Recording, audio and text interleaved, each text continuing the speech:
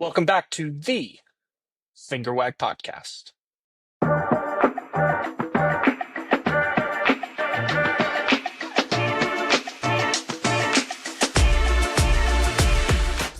What is up, everybody? My name is Gideon Hertz. I'm the host of the Finger WAG podcast.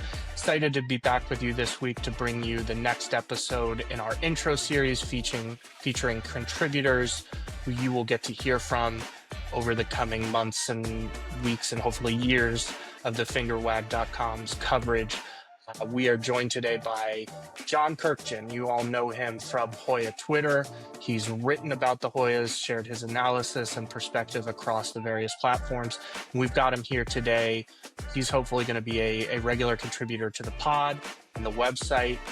He's here talking about his Hoya story, his all-time favorite Hoyas, his projections for next year, as well as takeaways from last year. We also dive into the NBA draft and Micah Peavy and Thomas Sorber going in the NBA draft last week, a big night for the Hoyas.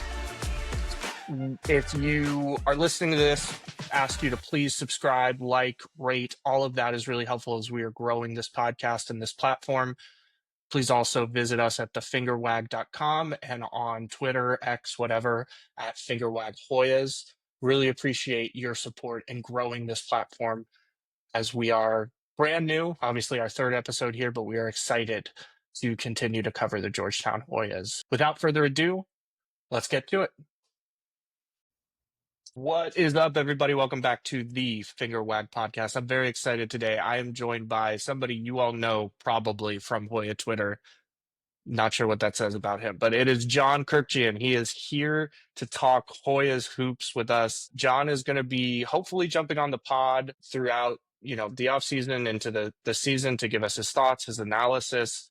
John, welcome. Thanks, Gideon. Appreciate you having me on. I'm excited to get this going. Yeah, we appreciate you taking the time. So let me start with, there's a bunch of news to talk about. Well, not a bunch, but enough. And we also want to get sort of your background, your Hoya stories and all of the intro series questions that we've been doing. Let me start with your reaction to the draft last week. And obviously, Thomas Sorber and Micah Peavy both going in the NBA draft, the first time that the Hoyas have had two NBA draft picks since 2008. What are your takes? You think where they ended up with the OKC Thunder and Pelicans? How are you feeling? Yeah, I mean, obviously it was just super exciting. Like you said, first time we've had two picks since 2008. First time we've had anyone drafted since 2013 when Otto Porter went third to the Wizards. I know there had been a lot of discussions with Sorber and the Thunder as what I had seen online, so it wasn't like the most shocking thing in the world, but it's still just really great to see him go to the world champions. Like you feel like that's sort of a really great situation to step into, obviously with such a great team and such a well-run organization, a place where he's not going to have to be relied on from day one to make plays and, be overworked, sort of like he was at Georgetown. No disrespect. But yeah, and PV as well. Obviously, Pelicans, different class of organization than the Thunder at this stage. But I think he's going to have a big opportunity there to get some minutes. They are desperately in need of, some guys. Obviously, they have a couple good defenders out there, but, he is a guy that can, he really showed offensive growth this year for Georgetown that he hadn't previously showed at the college level at his previous two stops at TCU and Texas Tech. So I think those are two really good spots for our guys. It's obviously just really exciting to see them both go top 40. And I think Georgetown, I think I saw somewhere, obviously Duke's entire starting five got drafted, I believe. But other than that, I'm pretty sure everyone else had no more than two draft picks, which was cool to see, like Florida and Kentucky, and then Georgetown was right in the mix of it, which is just really cool to see because we haven't seen that, like you said, since 2008. Yeah, for sure. The PV thing honestly has me a little conflicted because I think going to New Orleans, obviously, as you mentioned, they are in a different class of organization than OKC, and that might be even understating it. They are not class organization. No disrespect to New Orleans fans. There is a lot of opportunity there, and guys who have kind of a similar mold to PV have been identified and thrived in New Orleans. Not exact comps, but Herb Jones, Trey Murphy, Dyson Daniels, even before he was traded to the Hawks, are guys who came, that sort of mold of player. What do you think Peavy's going to end up being next year and even beyond? Do you think he's the guy who's going to stick around in the NBA for a while? I think so. Yeah, I know a lot of people had pointed to his shooting and efficiency stats as potentially worrisome. He's not has never been a great free throw shooter, which is to a lot of scouts a lot of times just like a big indicator of how good and what do you call it, progression wise, how good a kid could be. And obviously it's different for PV. A lot of the second round guys that this past week, last week that got drafted were a lot older, which was unique because the first round I think pretty much everyone in the top 15 picks or so, aside from the guys that are international, were all freshmen. And then the second round, I think the first 10 picks or something were all seniors or fifth years from college. So it's kind of interesting in that regard. But it'll be interesting, obviously, just the ageist thing in the NBA. I think he turns 24 before the season will even start. So he'll have the odds stacked against him just by, modern scouting, things like that. But I think his game definitely can translate. I think, he's just a really uber talented athlete. He can defend 1 through 4. At least he did in college. He's got size. He's tough.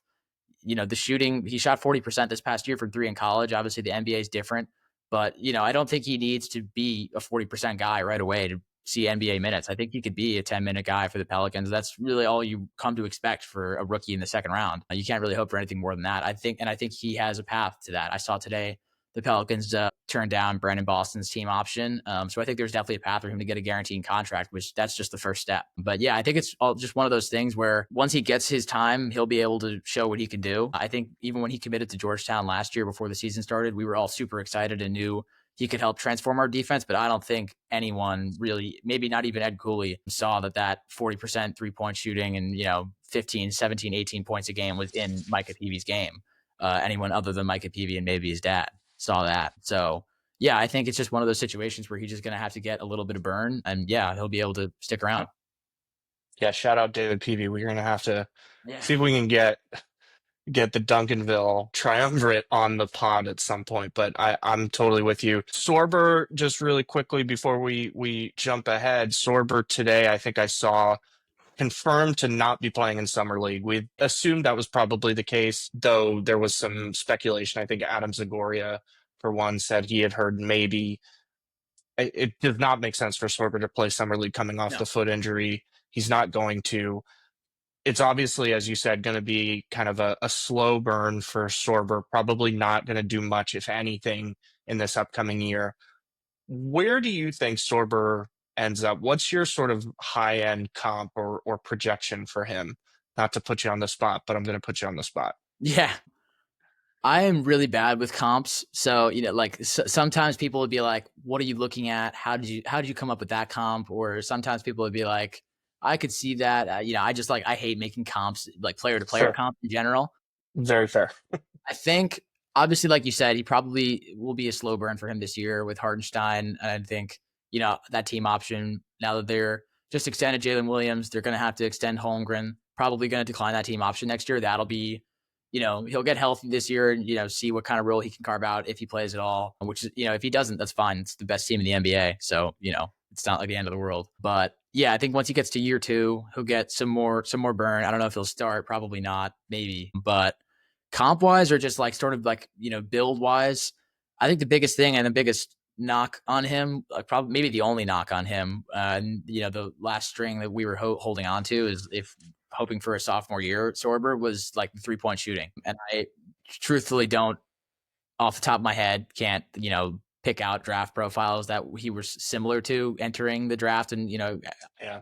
post draft and entering his rookie season. So I don't want to throw a name out there and then hop off and look at the stats and be like, well, that guy was not the same at all. Very But fair. I put you on the spot on this one. So no, but that's totally fair. Yeah, I just think that's just the one thing. Obviously, he's got to stay healthy. Which considering how many minutes he played this year at Georgetown, he stayed relatively healthy until the injury. So yeah, it's just a 3-point shot, and I think he's maybe not the most explosive athlete for a guy his size, but I think he more than makes up for it with his defensive presence. So yeah. yeah, I'm with you. I think I'm actually sneaky optimistic about his 3-point shot. His shooting mechanics are slow, but the shot overall looks good. And when he was Yeah. able to set and shoot, there were games where he made them. Didn't take a lot. I think he shot like 22% or something around there That's right. for Yeah, the year. Yeah, which obviously is not good, but he wasn't taking many, and No.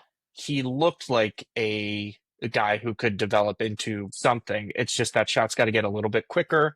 But what he's going to be asked to do, I think, you look at a guy in the OKC system, the other Jalen Williams, a big who Right. is doing a lot of pick and pop stuff and getting kind of those wide open shots that Sorber did end up hitting. I think he's got an opportunity to develop that. And seems like the Thunder, as an organization, as a fan base, everybody's really high on him. Very excited. I'm still going to continue to push my propaganda that the Hoyas will see two all NBA rookie guys next year in PV and Sorber. I think it's just going to happen, but we'll see how that plays out in the NBA season next year. Yeah. No, definitely. So let's turn to you and your history and sort of your perspective on the Hoyas. I'd love to start just, folks I think here know you uh, from Twitter, largely the analysis that you've done. I know you've done some writing. Tell me a little bit about sort of how you come to not only Hoya fandom, but this level of Hoya fandom where you are a degenerate like me wanting to talk and analyze and think about Hoya's basketball at all hours of the day. Yeah. I mean, it started for me at a really young age. Both my parents are Georgetown alumni. My dad is an 86 grad and my mom's a 92 grad. So they kind of got both of the best of both worlds. My dad was there when they won the national title. My mom was there when Dikembe Mutombo and Alonzo Mourning were there with Rejection Row and things like that. So obviously I grew up, I was born in 2002. So I grew up at a relatively great time to be a kid watching college basketball, obviously like 07, 08, Jeff Green, Roy Hibbert, Final Four. The Elite Eight game was in East Rutherford, which is nearby. I'm from New York, so that was just insane growing up as a kid. And then it really took off for me with Otto Porter and like devastating end of the season, obviously. But just like as a kid, I vividly remember watching some of those games, the like old ESPN College Game Day stuff. I still watch on YouTube sometimes. I'll just like search up on YouTube the old ESPN College Basketball intro for like 49 seconds or just watch it, just to like get it all flooding back. That was like the peak era for me, at least. Obviously a lot of people will dispute that, but so it really just took off from there. And obviously once Porter left and got drafted, everything just was on a gradual decline until I got to college at Georgetown. But yeah, I think for me it was just sort of wanting to see what I grew up with replicated again, even if it wasn't a national championship. Just like, always in the mix, always being talked about beyond like, local reporters. It was like cool to see, like Jay Billis and Seth Greenberg. Those guys have been around forever now. But like as a kid, when I was like 10 or 12, it was cool to see them like talk about Otto Porter and like Markel Starks and those guys on national TV and be like, oh, like I want to turn on ESPN and see what they're talking about Georgetown. Obviously, it's just not the case anymore. But it could be. Yeah. And when I got to Georgetown, it was just kind of the same deal. It was like, I've always been a fan of this team. I'm going to go to the games, even though, they're really bad. And obviously my freshman year was the year they won the Big East tournament. So I thought, maybe that was the turning point, which it wasn't. But then it was just on it because honestly, most people would see the Big East tournament and then the following 2 seasons as like the worst 2 seasons in program history and kind of be disillusioned and be like, I'll come back when they get good again, which is a logical thing to do that most people would do. Like you said, most people aren't degenerates like ourselves. But for me, it was like, well, I've seen what it can be, and I know that it can be better. Like, I'm just going to keep talking about it and talk to whoever will listen to me about it until it gets better. And then it'll just feel that much better when we return to that point. So that was just a long-winded answer of saying, yeah, this fandom's never going to stop. Yeah. I mean, that's why you're here. That's all of us. Any good stories of bumping into players on campus when you were at Georgetown? Any classes with players, anything like that? I did. Yeah. My senior year, what was the class? I was anthropology. I had anthropology. I was a senior and, I didn't have a lot of credits left and most of them were all like assigned out to my majors and I had a couple loose electives. And I just looking for an easy A, admittedly. I just didn't really want to go to class like most seniors don't. So I was in a class with Dontrez Styles, Hashem, and Drew Fielder. And Drew and I worked on a couple things together. He sat like right in front of me and he followed me on Twitter. So he knew that I was a huge fan. So he and I got to talking a little bit. We had a class actually the Monday after the TCU game when Peavy threw a pass to, I forget who shot the ball, who, infamously stepped out of bounds and didn't get Yeah, overturned. I've blocked that from my memory completely. Yeah, exactly. Georgetown won that game, by the way. Somehow Georgetown. that came up in conversation, and Dontrez was the one guarding the shot. And I remember just talking to him about it and him being like, dude, like, what else am I supposed to do? That was like a half court shot. I was in his face. He stepped out of bounds. And I just thought, yeah, that was a pretty vivid memory. And the other one, not a player actually, is Coach Cooley. Right after he got hired, and it wasn't me, but it's my friend. But my friend, he does. I can't do it justice the way he tells the story, but he was walking on the main circle where the John Carroll statue is with an Arizona State hoodie on, just walking back from Leo's, just grabbing food, whatever. And Ed Cooley's there, maybe with an assistant or two, just walking, not with a recruiter or anything. And he's just walking on campus, and Ed Cooley's, like, why are you wearing an Arizona State hoodie? Don't you go to Georgetown? And he was like, yeah, my friend's like, well, yeah, I need me a hoodie like that. Like the one that you have, your hoodie's sick. It was like a black, like zip up Georgetown basketball hoodie. And Ed's like, yeah, it is pretty sick. And he unzipped it and handed it to my friend and just like walked off. And my That's a friend was pretty like, good story. well, so yeah. Otherwise, that's pretty much it. I have plenty of stories, like secondhand stories, but those are the only like direct interactions that I've had. Even though the second story wasn't a direct interaction either. No, but that's a pretty good story. Yeah, That's gonna feel some Ed Cooley love for sure. yeah, for sure.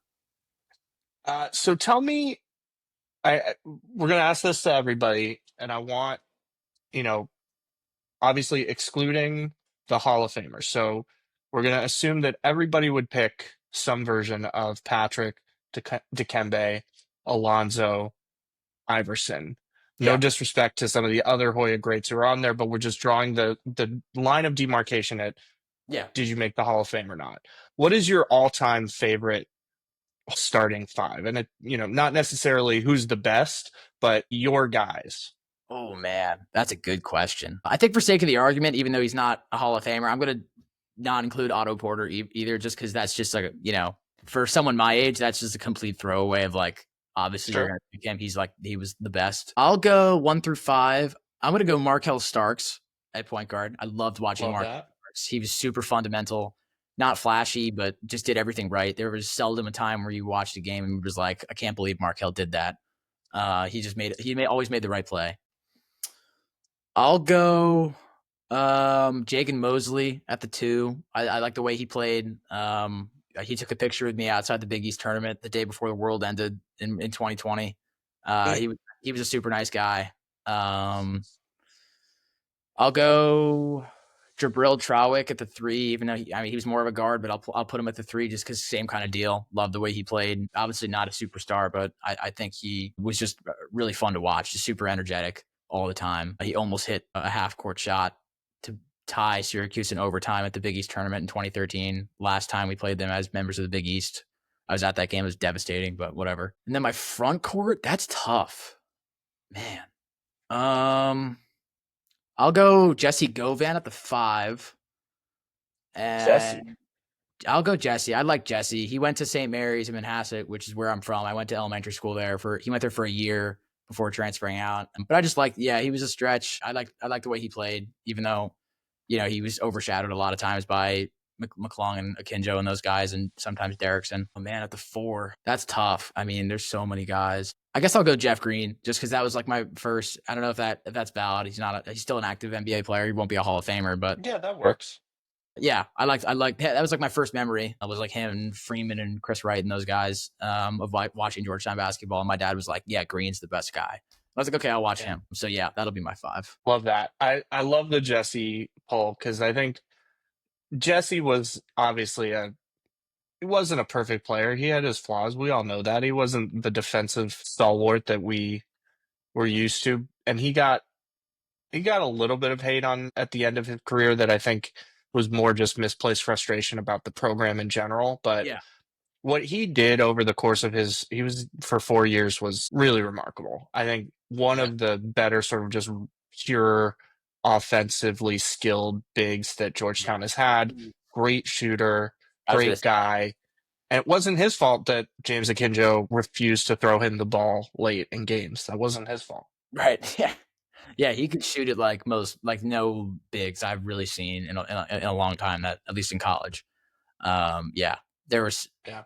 not a lot of bigs were in college where you get the ball on the 3-point line. And you're like, oh yeah, that could go in. Most of the time, you're like, you start wincing. You're like, ugh. But no, Jesse he was as good of a knockdown shooter as you could get for a guy his Yeah. size. Yeah. And I love the Jeff Green pick. He's up there for me. I will, just like you go back and watch the ESPN intro, I will sometimes just go back and watch highlights from the 2008 Final Four run, and I have decisively and decidedly determined that Jeff Green did not travel on that Vanderbilt shot. There was a gather step, if that, totally legal. If it was 2025, it wouldn't have been called. Put No, it that way. no. Awesome. I love that list. I think if you're treating that as a basketball team, which was not the assignment, so grading you on an unfair scale here, but I think you do need Jesse there because you need that shooting. Yeah, Because yeah. guys like, None of those guys were really knockdowns. Markel could shoot it. He was just We could. small and he Yeah, was a facilitator, but Brill, not a shooter, but no, not God, he really was the not. man. Absolute man. Jagan, love Jagan. Everybody loves Jagan. Yeah, Cool. Well, let's think, sort of analyze a little bit of get your perspective on last season, your overall takeaways. How did you feel about where the team was? What are your sort of big takeaways from the 2024 season? yeah. I think whether you're a big fan or a Providence alumni who hates Georgetown now, or just an unbiased third party fan of a Mountain West team, I think there's two ways you can slice the season. You can look at it as they had the 15th overall pick and the 40th overall pick and missed the tournament, or you can look at it as the 3 seasons before this season were some of the worst, most irrelevant, and just sad seasons of basketball you could watch a college basketball team play, and this wasn't that, which is the road I'm choosing to take, because that's the only road that I won't wake up and be like, oh man. So like it's just like we talked about it the first 5 minutes of the show. Like, we haven't had a guy drafted in 12 years, and we had 2 of them drafted in the top 40. And I know obviously we didn't make the tournament. Sorber got hurt. He missed almost half of Big East play. But I think the season was a success. I think you could stamp the success label on it. I think if anyone who's a fan of the other 10 Big East programs are watching this podcast, they're probably going to start laughing. They might clip this out and tweet it at me and make fun of me. I don't care. They had a above 500 record, or directly 500 record. I forget. Yeah. I think it was above 500. Yeah. I mean, they made a postseason tournament. If you want to call the Crown a postseason tournament, we can have that discussion another time. I don't know how long it'll be around, but it was a postseason tournament. Yeah, They won a game in the postseason tournament somehow. I did. So yeah, I think it was a success. Obviously, I think what was also interesting is that team played a lot more like an Ed Cooley basketball team than the year prior. And I don't just mean record wise. I mean stylistically. He's always had hard-nosed guys play defense. Obviously, you can credit a lot of it to Sorber and PV, and I would say it's fair to question how much of it will roll over next year without them. That's a fair question to ask. But at the end of the day, yeah, I think it was a good season. They stayed competitive with a lot of the top teams in the conference. Obviously, the first St. John's game at the Garden was electric. They pulled off a huge win against Creighton at home to start Big East play. So yeah, and obviously, even when they played teams like Marquette and UConn, they didn't win, but they hung around. So, I think, yeah, it was a good season. I think it's an important step. And I also think the other thing is like retention. This will be the first team in like years where we're returning at least like a couple guys. Last year, I'm pretty sure it was just Jaden and Fielder. And the year before that, obviously, it was just a whole new slate. So it'll be interesting to see what a year 2 of a guy at Georgetown will look like, because we haven't seen that. Other than literally Jaden Epps was the only one, and even he had injury problems last year. So yeah, I think it'll be super interesting to see. But I was happy with the past season for sure. Yeah, I think I'm totally with you on you choose the way you want to see last year. I think it tells a lot about sort of your outlook as a fan, and I think both are frankly valid conclusions. Yeah. I will say I think like, what you're talking about and what the program was, what last year really was a process versus results season. And the results maybe certainly were not there. I mean, if you're looking at the overall just bottom line, a Georgetown team that doesn't make the tournament, that finishes right around 500, that isn't competitive in the Big East tournament, that people will say lost to DePaul 3 times. All of those results you look at and say it's a bad year. But I think you are actively missing the process that got us there and the context that is really important. And nobody likes to say, "Oh, injuries are just can't be an excuse," and they're not an excuse, but they are a reason. Yeah. Sorber goes down, that changes the complete complexion of the team. Jaden Epps isn't around for most of the year, that changes the complexion of the team. And the process that led to the maybe less than ideal results, I think was undoubtedly positive. You saw huge strides on defense, as you mentioned. You saw a team that looked like a real competitive, good basketball team for a lot of the year. And that wasn't the case for the past 3 years. Right. And so I think we're in a really solid place. And I agree that it's just a question of how do you want to look at it? Do you want to focus on just the results, or do you want to look under the hood a little bit and see how did we get there? Maybe there's something to be looking forward to here. Yeah, definitely. So, looking ahead now, 2025, how are you feeling as we sit? Open practices are starting, teams on campus, seeing some workout videos come out. Those are awesome. Get to see the guys in the gym, lifting weights, all that stuff. How are you feeling as we sit right now?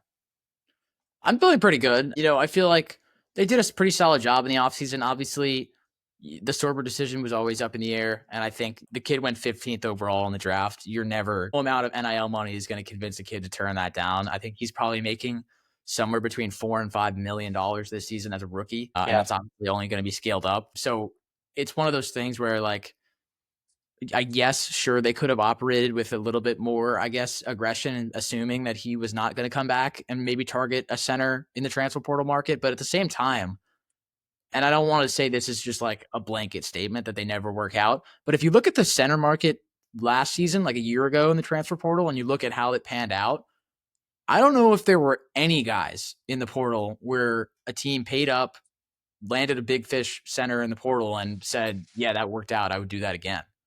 I mean, off the top of my head, there were just so many. I'm not going to go through the list, but there were so many guys who, at least at the start of the season, whether it's like their team was bad or the player just underperformed or the player got hurt or something. And that's not to say that, that's the reason why Cooley shouldn't have looked at center fives. Obviously, we got Vincent Wachukwu. I'm not sure if I pronounced that right. I think you got it.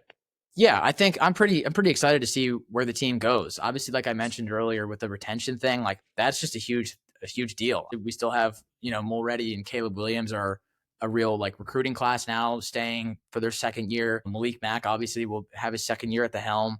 Obviously, a pretty solid transfer class, regardless of the Sorber decision to leave. KJ Lewis, I'm psyched about him. That's about as close as you're going to get to a Micah Peavy replacement in terms of how they play. Obviously, he's a lot smaller than Micah is. 6'8", 40% 3-point shooters don't really grow on trees anymore. Not that they ever did, but yeah, I'm super excited about him. Langston Love, I know he's had some health issues here and there, but he comes from a team that's had a lot of success recently. Obviously, Baylor won a national title 4 years ago. He wasn't on that team, but just in that program, great shooter, great scorer. And yeah, I think depth just in general will be much more improved than it was a year ago. I think the other thing didn't even mention when we were talking about last season was Julius's injury in game 2, 3, or 4, one of those games, and then ended up redshirting. That just left us super thin in the front court. Again, I guess you could slice it two ways. Like, oh, why didn't we go get another guy in the portal to back him up or back Sorber up or something? But that's just, you're beating a dead horse at that point. But this year we probably won't have those problems. You have two guys at center, obviously Fort and Seal were redshirt guys last year. Obviously now they'll have opportunity to play if they crack the rotation. You brought in Abraham. You got at least two deep at pretty much every position. So yeah, I'm pretty excited. I feel like you only need to hit on one or two of those guys in the portal to really make the team an impact team and player in the Big East. I think the Big East lost a lot of talent, and there's a lot of ground for Georgetown to make up. Yeah, I think people are maybe sleeping a little bit on Georgetown's center depth that Yeah. they currently have. And I could come to very much eat those words because we're relying on guys who are, the most experienced of which Vince Iwuchukwu, who has not worked out at two different programs. Career backup. But Yeah. yeah, I really think, I mean, Julius coming into school last year was a really, really highly rated prospect. And I think, we stash him just because of the injury. You sort of forget about his upside, but he's got a lot, I think, to contribute. And well, even at the beginning of last year, in the first couple of games against not great opponents, granted, he looked like he was even a better offensive prospect initially than Thomas. Now, that wasn't the case. It was just an initial reaction, but I thought Yeah. he did some things that showed that he has a lot of potential there. Seal, I think, is a sneaky sort of guy that I'm really excited to see how he looks on the floor. Jaden Ford as well. I am not of the opinion that Georgetown needs another big, or it was a failure for Cooley to not bring one in. I think, again, could end up eating those words, but I think we've got options, Yeah. got the five that hopefully, as you say, you really only need one of those guys to hit for sure to put you at your floor from last year. Yeah. No, definitely. I think it's just one of those things where we just didn't have bodies last year. Yeah. Julius goes down, Sorber goes down. Jaden was always, I feel like, perpetually in and out of the lineup. Micah was playing, 35, 36, 37, sometimes 40 minutes a night. Yeah. Hell, if the game went to overtime, he was playing 45. So at a certain point, it's like, I'm a Knicks fan. It's the same kind of deal. It's like at a certain point, it doesn't matter how good your starters are. They have to come out of the game eventually. Whether or not you want them to, they have to. And if you don't have guys that are worth their salt backing them up, you're not really going anywhere, especially not in a league as competitive as the Big East. And I feel like that just won't be the case this year. Obviously, we don't have, at least I don't think, have any guys redshirting. And so we'll be deep and a lot older too. There's something to be said about that. Obviously, Yeah. last year, I mean, Malik was a sophomore, first year in the Big East. Thomas was a true freshman. Obviously, you had Peavy, but other than that, Fielder was a sophomore. Jaden was a junior. Peavy was the only senior we had on the roster. So, and we were playing guys that were, fifth years and seniors. That other than Peavy, we were playing a team of grown men with like babies, and there's something to be said about that for sure. Yeah, and I think your point about the transfer approach that Cooley has taken and the transfer market in general, particularly the big market, I think is worth keeping an eye on. We are still, it's been around for a couple of years, but we are still in the very early stages of the NIL world with this kind of new phenomenon of players moving as kind of willy-nilly as they have been. And I'm all for players getting paid. They should get paid. I do think that you've seen that it is not a slam dunk when you get to the top of that transfer portal. You've got guys like Hunter Dickinson, who we would have been thrilled to have. And I'm not to say that Hunter Dickinson wouldn't have made Georgetown better, but he ended up not being the player I think that Kansas thought they were getting. Umar Ballo, another guy, Yep. transfer to Indiana, gets paid, like top of the market paid. And you're seeing that over and over and over again with these really high dollar figure transfers who teams are bringing in, hoping that they sort of change their trajectory or fill a really, really, the need for a singular star player. And they're not getting that. Whereas teams that are focused on guys who showed that they have a reliable skill at a high major level and need a little bit more playing time and a little bit bigger role, a la Micah Peavy, who showed he could defend at TCU and Texas Tech, showed that he could be a connector, jumps into Georgetown where he gets a bigger offensive role and just takes it and runs. I think that's the better approach to NIL and Yeah. to the transfer portal. And I think that's what Cooley has done, bringing in guys who have a fairly, have a fairly considered good skill set and just need more opportunity. Yeah. No, for sure. I totally agree. So, bold predictions for the 2025 team. I'll let you take it wherever you want to go. What's your big bold prediction for next year's team? Man, that one I haven't thought too much about. I'm gonna say I don't even know if I can call that bold, truthfully. I was gonna say like KJ Lewis first team All Big East. I Okay, guess yeah. I think I'll do that. I don't know. We can discuss that a works. further discussion if that's technically even bold, considering he's probably on paper expected to be our best player. I think similar to Peavy, I think that's a guy super high energy, probably already just by transferring in one of the best defenders in the conference. And I think it's just one of those things where you'll have Malik, you'll have presumably Langston Love is starting, you'll have Caleb maybe at the 3 or the 4, and KJ is going to be an eraser like Peavy was, but he's going to be a guy that's going to have the opportunity to put the ball in the net more than he did at Arizona. Arizona was just, they had a lot of dudes last year, for better or worse. They had Caleb Love, generational shot chucker. They had a lottery pick in Carter Bryant, or I don't even know. Did he go lottery? I think he did.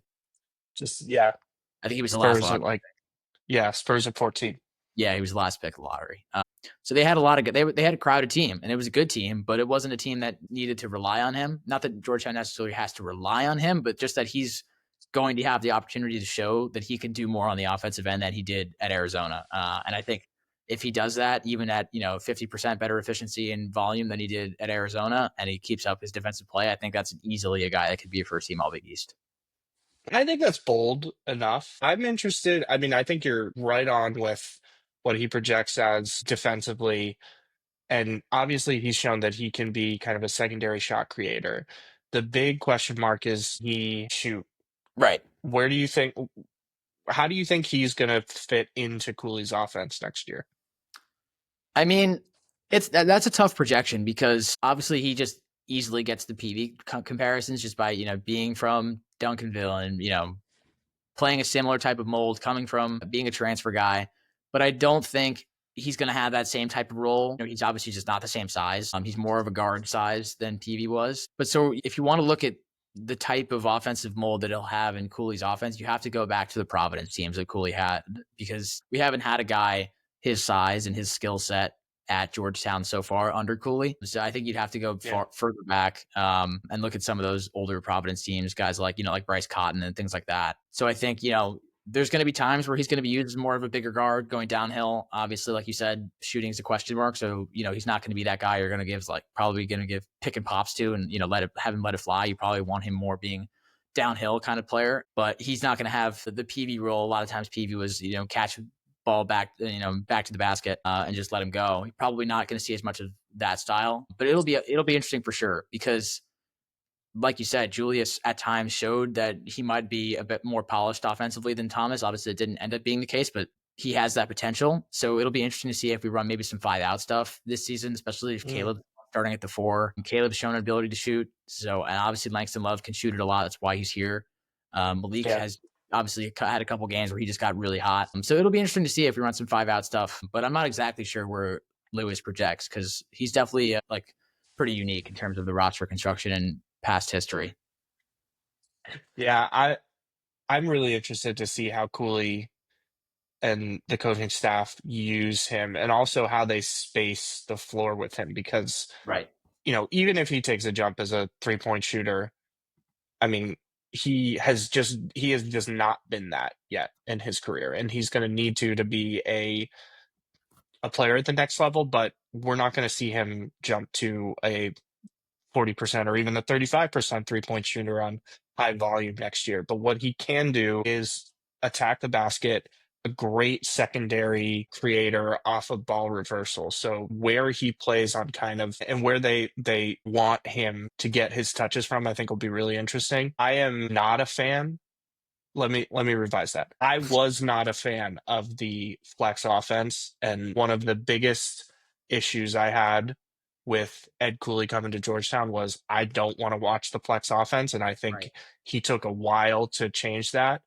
I was really pleased at how he deployed the flex offense last year and Yeah. how he has updated his scheme, and I don't know whether that's him, whether that's guys on the staff, but I think KJ Lewis presents a lot of interesting opportunities within that flex offense because of the way he can play off of screens, way he can play off of ball reversals and attack the rim at a level that I agree. I don't think we've seen a guy who can quite attack the rim the way that he is able to. Yeah, definitely. Do you think they're a tournament team next year? I hope so. Me too. On, Knock on wood on on that one. paper, right now, I'm going to say no. I'm going to say no. I hope so. And I would love nothing more to be than to be proven wrong. I'm just going to say no. I think the out of conference schedule, which is something we haven't touched on, is a lot better and presents a lot better opportunities than it did a year ago. But at the same time, it's also maybe, I don't want to say too challenging because the schedules from the last 2 years were just complete jokes, among the worst in the country in terms of difficulty. But at the same time, I mean, like, going to North Carolina, regardless of who's on that team or who's coaching that team, is always a tough task. Going to Maryland, obviously to a lesser degree, always difficult, but will be difficult for sure. We've had demons there for sure, not under Cooley, but in general. I think the Orlando MTE will be tough. I think BYU is loaded, obviously. Dayton's always a tough out. Marquette lost to them last year. Miami will be interesting, obviously, with a new coach and largely flipped over roster. Yeah. So I don't know that a win against Miami will do much if it comes to that, if that's, on the resume. And the Clemson game will be interesting. And then beyond that, obviously the Big East, St. John's is just absolutely loaded. UConn will be great.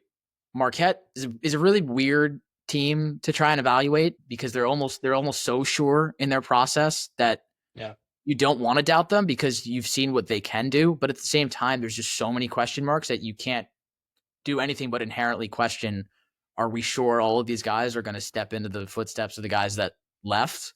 Like, are you sure that these guys can become Cam Jones and Oso Ighodaro and Tyler Kolek? So I'll say no, just because I think on paper, I don't think it's a top 4 team in the Big East or a top 5 team in the Big East. It could be maybe like 4 or 5, I would put it at its highest ceiling. But I think you have to be probably at worst 6 and then win a game, probably 2 games at the Garden to make the tournament. So for now, I'll say no. Yeah, my head tells me that you're probably right. There's something deep within me, though, that thinks this team. I agree that on paper they may not be there, but this feels kind of like a team that Cooley can coach up to better than the sum of their parts, I think. Yeah. And that's obviously what he did at Providence for a lot of years. And this team kind of has that feel to it. And it requires, all of those teams that Cooley had at Providence were high floor guys, and then one, maybe 2 guys who just sort of took the team to the next level. So it's going to require a KJ Lewis, a Julius. I'm not going to try and pronounce his last name. I'm going to get it before the season starts, but a big Julius got time. break it out. One of the transfers coming in, maybe Langston Love, finally figures it out on a consistent basis. Malik Mack has a big year. It's going to require one of those guys taking a bigger jump than we would necessarily expect. But I just feel like this team has potential, and we're not even thinking and talking about guys like Caleb Williams and Tavon Mulready, who I agree with you, I think are cornerstone pieces. I'm really glad Kayvon came back. I think that is a sneaky big win for Georgetown. I just think he is a big guard who can defend and looks comfortable on the court and looks comfortable in Cooley's system. I think is going to make a huge difference. I'm on record all in on Caleb Williams. I think he is Micah Peavy 2.0 for me. I think he's just the man. So I think there's an upside with this team. I think they do make the tournament. I think they are a top 4 Big East team. That is my heart speaking. My head says you're probably right, that they've got a shot and they just need to execute and maybe win 2 games at the Garden. Yeah. I mean, again, I'd love nothing more to be proven wrong. And I like the separation between head and heart. That's always an important distinction. But yeah, no, I don't think it's by any means an impossible task. I just think it's going to take some unexpected wins in the non-conference slate, whether it's beating Maryland or Carolina on the road. It's also like, just taking care of all the cupcakes, which is easier said than done, especially as Georgetown. And yeah, just, winning 1 or 2 vital games on the road in Big East play that we really didn't do last year. So yeah, I mean, they're not crazy far off. Obviously, they're losing two really, really good players, but yeah, I don't think it's an impossible task by any means. And I still think at this stage, I would call them a postseason team. I don't know if I would call them a tournament team, NCAA tournament team. So yeah, I think right now on paper they're probably in a very similar spot to where they finished last season. But if that's the floor, there's nothing wrong with that.